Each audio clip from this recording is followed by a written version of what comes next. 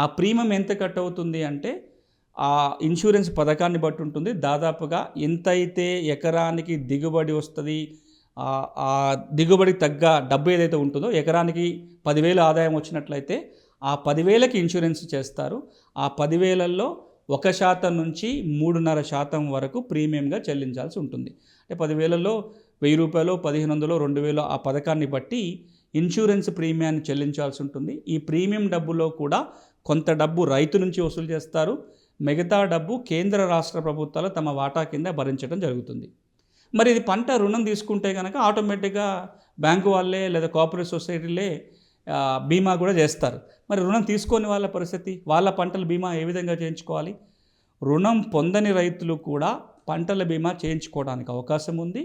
అట్లా బీమా చేయించుకోవాల్సి వచ్చినట్లయితే ప్రీమియం చెల్లించాలి. ఆ ప్రీమియంని బ్యాంకుల ద్వారా కానీ ఇతర ఆథరైజ్డ్ ఏజెన్సీల ద్వారా పంట బీమాకి ప్రీమియం చెల్లించవచ్చు. దానికి కావాల్సిందల్లా మీకు భూమి ఉంది అని చెప్పే ఒక సాక్ష్యం కావాలి. అంటే పాస్ పుస్తకం మీ చేతిలో ఉంటే, ఇప్పుడు తెలంగాణ రాష్ట్రంలో అయితే passbook cum title deed, PPB cum TD అని ఒక పుస్తకం ప్రభుత్వం ఇస్తుంది, తెలంగాణ ప్రభుత్వం.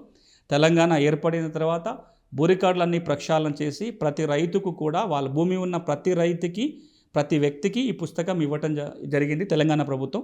దాదాపుగా 54 లక్షల మంది రైతులకి కొత్త పాస్ పుస్తకాలు వెళ్ళాయి. ఈ పాస్ పుస్తకం యొక్క జిరాక్స్ ఇవ్వాల్సి ఉంటుంది. తర్వాత ప్రీమియం ఫారంని నింపి ప్రీమియం చెల్లించాల్సి ఉంటుంది. ఆ విధంగా రుణం తీసుకోని రైతులు బీమాలో చేరొచ్చు. రుణం తీసుకుంటున్న రైతులకి మాత్రం బ్యాంకుల ద్వారానే ఈ ప్రీమియాన్ని కట్టించుకుంటారు.